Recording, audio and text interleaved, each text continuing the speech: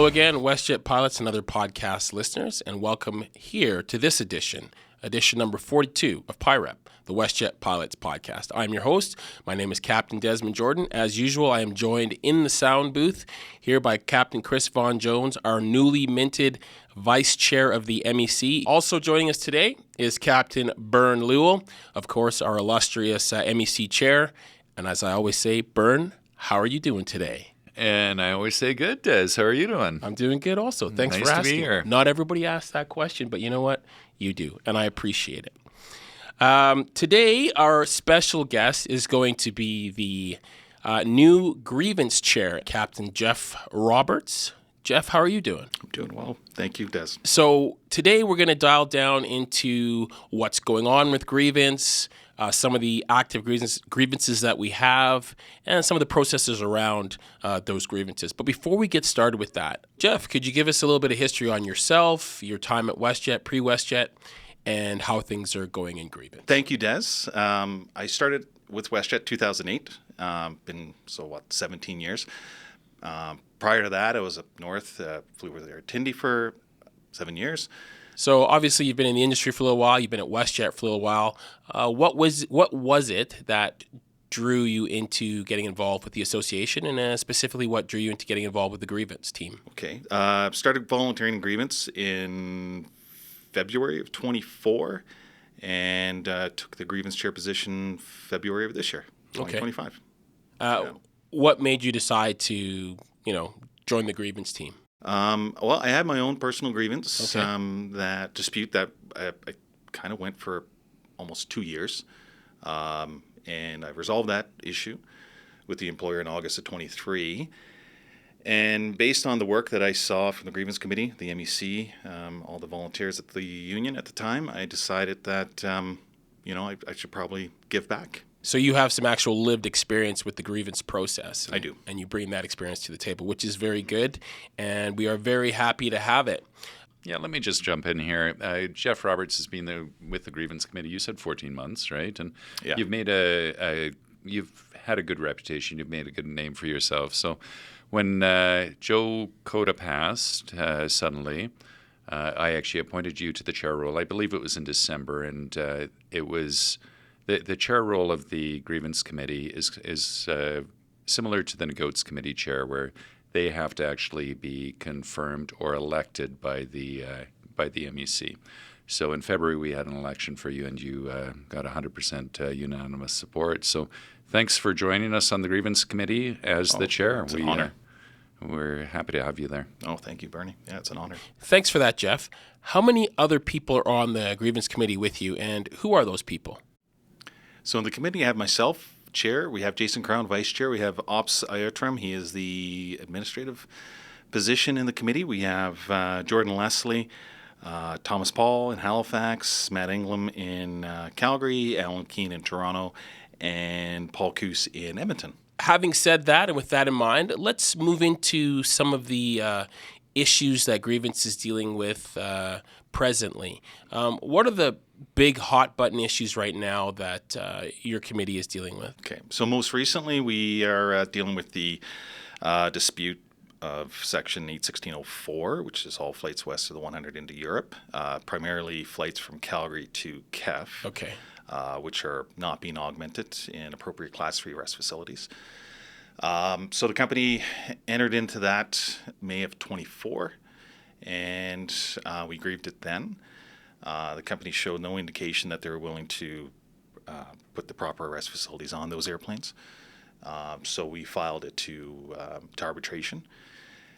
In the interim, while we were waiting for dates of mediation arbitration, the company and the Grievance Committee attempted to find some resolution to the dispute. The company clearly identified challenges they had with Section 816.04 on the narrow-body airplanes.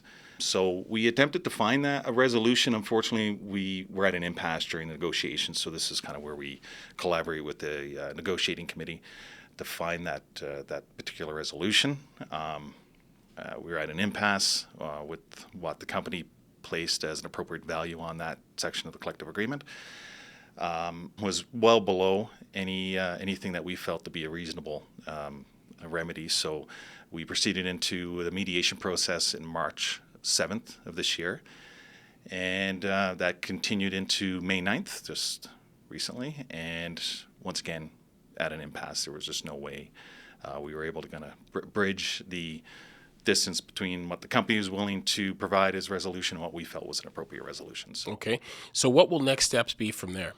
So next steps, unfortunately, it's because of the length of time it takes to get scheduled dates with arbitrators.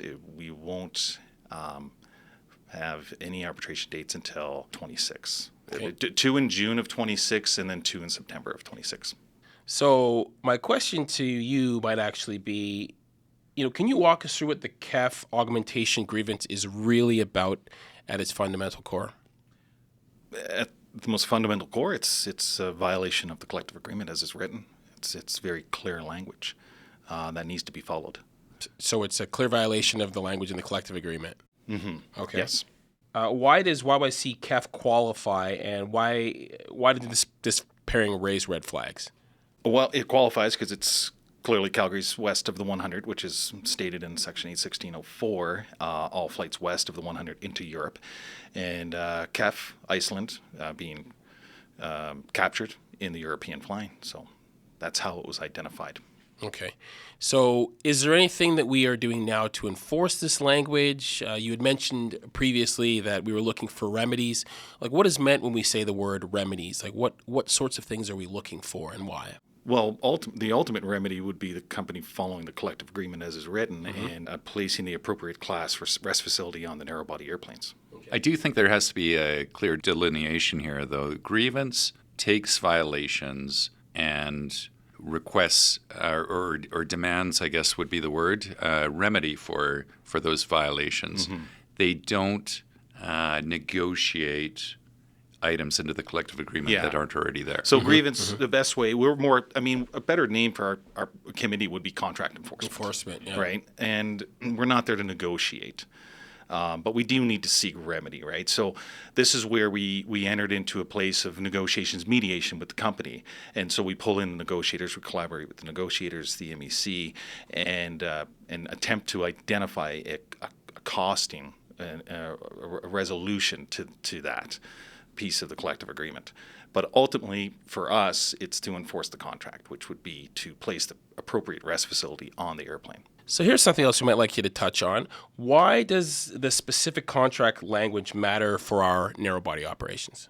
Well, that's a great question, Des. This isn't just about Calgary KEF 737. This is about the contract language as it's written. And as contract enforcement, our job is to uphold that agreed-upon language with the employer.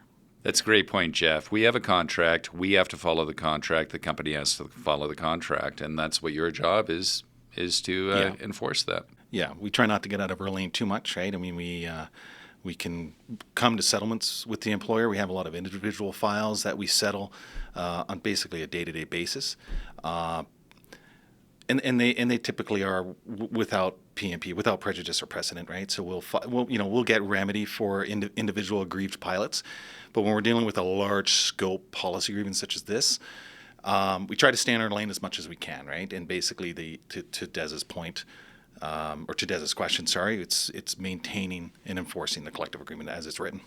Yeah. And as a pilot group, we all appreciate that. Now, why can we not afford to just let this slide? Well, it's important to hold up to contract language, Des, because today's concessions can become tomorrow's expectations. Exactly. Bernie? Yeah, no, it's a contract violation, and quite honestly, Jeff doesn't have the leeway to say, I'm not going to hold the company to account on a contract violation.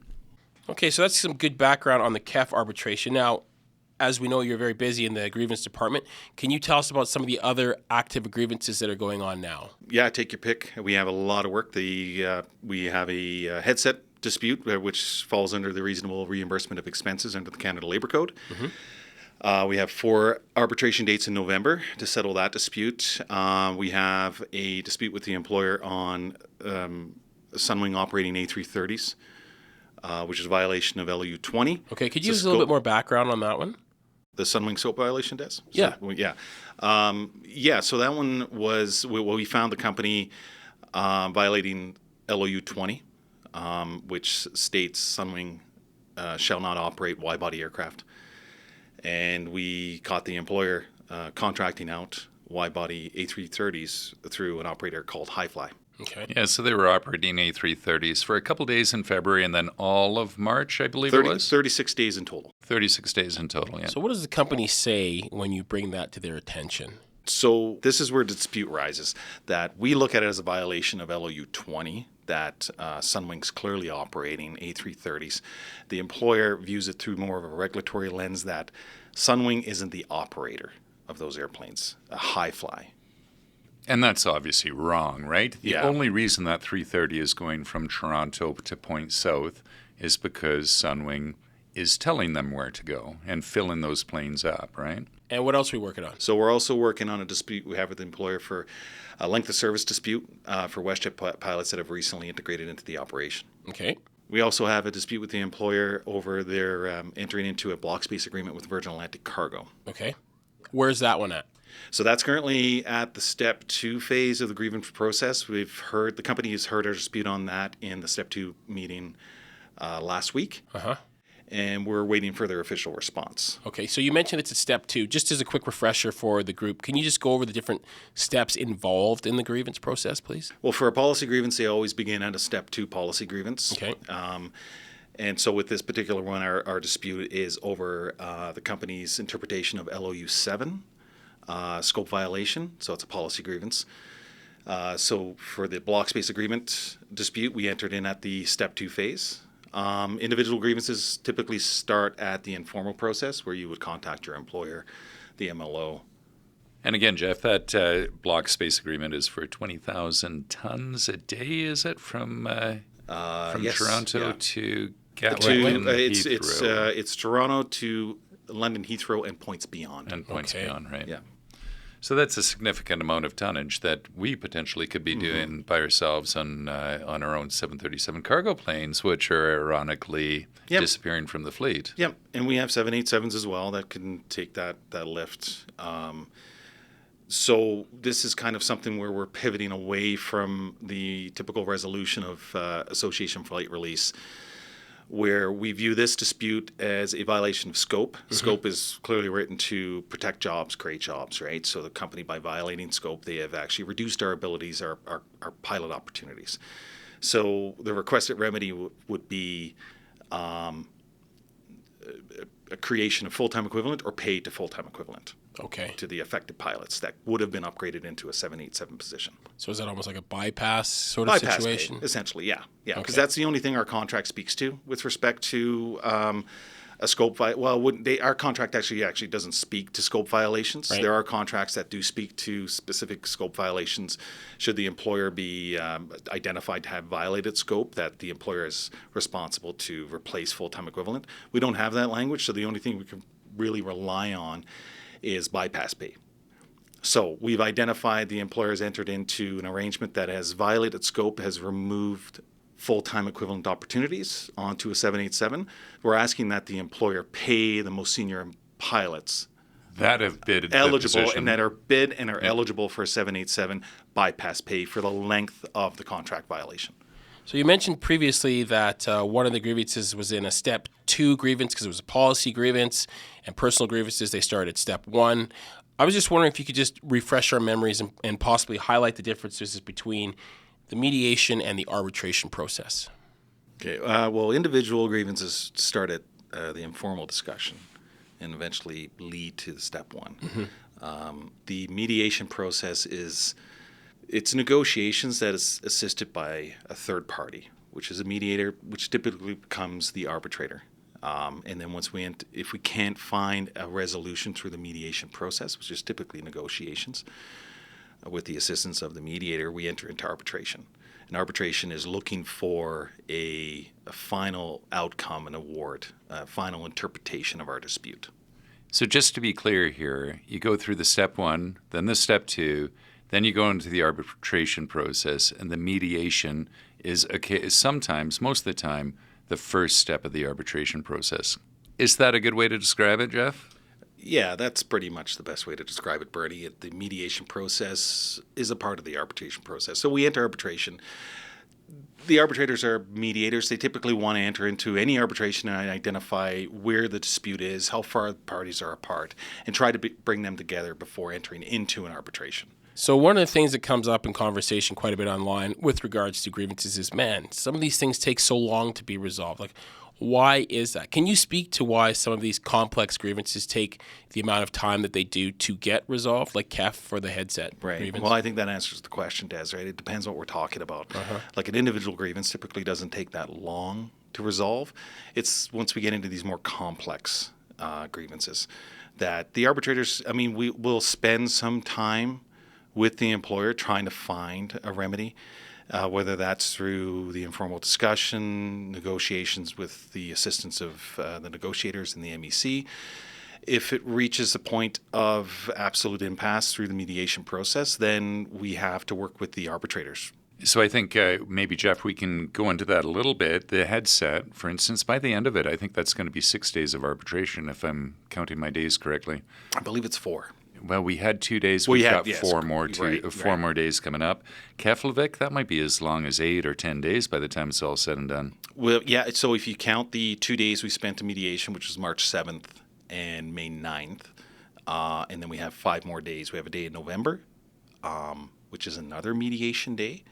Yeah. And then we have 4 days of arbitration scheduled in 2026, 2 days in June and 2 days in September. And so hopefully that clears it up. And I'm sure that's probably enough time. But maybe you want to get into a little bit of why so far out in the future for we have KEF? to work, right. So we have to work with the schedules of the arbitrators, right? So it's all in the public domain as well. You can go online, look at these arbitrator schedules, right? So for this particular file, which is arbitrator Krugler, you can go and look at his schedule, and they are booked out years in advance. Is there something or a mechanism called an accelerated arbitration process? Can you speak to that at all? We do have LOU 13, which we have pre-assigned arbitrators up until, I think, into 2027. And those typically are useful for the simpler files, right? The individual files, where we can figure out the facts and the dispute and the remedy within 1 day. So as you mentioned before, these processes can take quite a bit of time with the difference in scheduling and so on and so forth. Why then would you say we don't just skip mediation and push straight through to arbitration? Mediation, we have to identify as it's a very useful tool that we have available to us. And coming back to the KEF arbitration that we're eventually going to enter into, mediation was very useful, right? It helped us refine our arguments with the assistance of the mediator, who will eventually become the arbitrator. So that's one reason why we would want to continue down the path of mediation. So there's some value in that process. There's value in that process. Okay. I can bring that back to the headset one as well. We were adamant as a MEC that we just wanted a resolution, right? Mm-hmm. But we did accept a day of mediation, and I think that was actually really helpful to focus the two sides. And actually, I think it helped us with some of our arguments. So we're better prepared going into arbitration, much like for the KEF. Yeah, well, the mediator, he will be the arbitrator, right? So he has some influence. They will enter into the arbitration process as unbiased as possible, right? But we get some time with the arbitrator in that mediation process to work through the problem, right? And express our frustration and irritants with the dispute, right? And so at the end of those days, we can come up with a better idea of what's going to work for us in arbitration. So that's the usefulness of it. You know, I have to say that your committee has been committed and absolutely dogged in their dedication to these grievances. I would ask the question, what message does that level of persistence send to the arbitrator, to the company, and to our pilots? It would demonstrate a level of discipline and professionalism that we as a committee are committed to the process. And an arbitrator mediator, who will become an arbitrator, recognizes this. I think it's also got to be brought up, Jeff, that we're not using this to stall. We're not posturing. We have a plan, and we're coming prepared to all these meetings, and I think that shows. Yeah, it shows that we're not we're a good faith actor in the process. So obviously there are many committees under the umbrella of the association.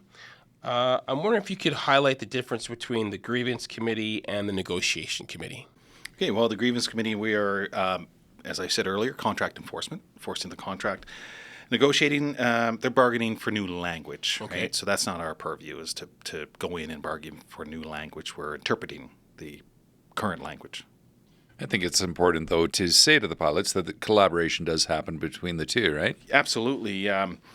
We use them in reference to the KEF dispute. We were relying on them quite a bit when we were trying to find a larger resolution to the dispute at hand. So we were collaborating with them in that process. Yeah. So, we've experienced, or many people have experienced, that, grievances can take time. How would you appreciate pilots supporting the grievance process even when that resolution does take time? What things can pilots do to aid in that process? Okay, so yeah, as I spoke to earlier, I mean, it depends on the grievance at hand, right? The more complex ones are the larger policy grievances. The individual grievances tend to be a little simpler, less complex. We can find resolution in the informal process. If a pilot is going to dispute something in the collective agreement, for them to support the process is to be engaged. They are a big part of this, and we need as much information as possible. So, provide us with the receipts, provide us with emails, screenshots of schedules, should they have any scheduling dispute, pay stubs, Rainmaker if they have any pay disputes. So be active, willing participant in the process is very important. But it is frustrating. From my perspective as well, it's frustrating, how long sometimes these grievances take, especially when you get into the realm of the policy grievances. Yeah, well, I mean, that's just the reality of it, right? I mean, we have termination grievances. We have one right now that's actually been, we're coming up on 4 years, and we still have not obtained a proper remedy and resolution for that. And we have aggrieved another pilot. 6 months before that arbitration is going to be heard. It'll be, I guess from the beginning it was in 2021, and we'll finish the arbitration process in November of this year, 24. It typically takes about 90 days to get an award from an arbitrator, so it'll be over 4 years. But it is kind of frustrating. I get that, from a pilot point of view, is I've got an issue with the contract. I want a resolution, and it takes time to go through the process.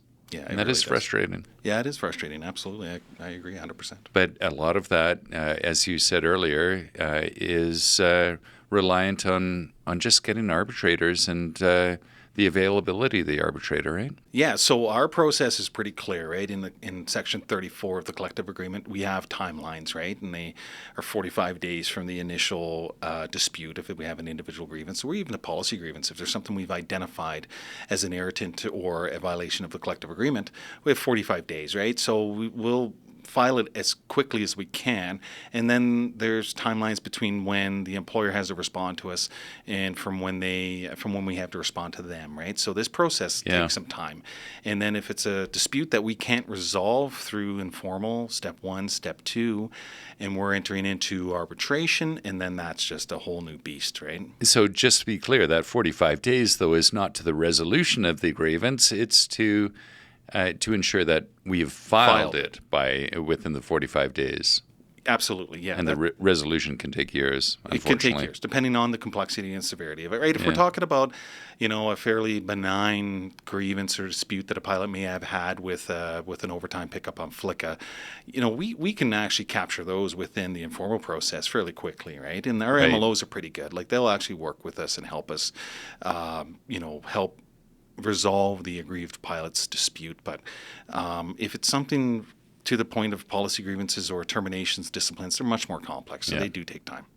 Agreed. So one of the things I'm pulling from this is that, grievances can take time, and that data and information, the complete data and complete information is king in filing grievances. Often they say, if there's no data, there's no problem. right? Right. Yeah. I've heard that phrase before where the company has said that, hey, nobody's made a complaint about this, so there's no problem. Nothing gets done about Yeah, it. more is better for sure, right? I mean, in this particular situation, and some pilots they're a little reluctant to provide pieces that they may feel would damage their claim. Doesn't matter. Giving us everything they have helps us put us in a better position to advocate on their behalf. I actually like one of the phrases that you use quite a bit, and it's that receipts. You can have a complaint, but if you don't actually have the, in quotations, receipts, Yeah. you have nothing to work with, right? A claim without receipts is just that, a claim. I believe one of the changes that has happened is that when somebody files a grievance, you're filing it to the Grievance Committee, and then they're going to review it and see whether or not that grievance has merit or there's a likelihood of completion of that grievance. Is that correct? Yeah, absolutely. Yeah. Okay. So when they put forward a dispute, typically it begins at the informal discussion with the employer. We monitor that, and we want to see that resolved there. If it cannot be resolved there, then we encourage the pilots to file their dispute on the DTS platform. And then if we look at it and see, well, actually, there's nothing here, or it's lacking a lot of information, we'll reach out to the pilot and get more clarity. But if at the end of the day we identify there's no grievance or there's no dispute, then we can't really pursue that.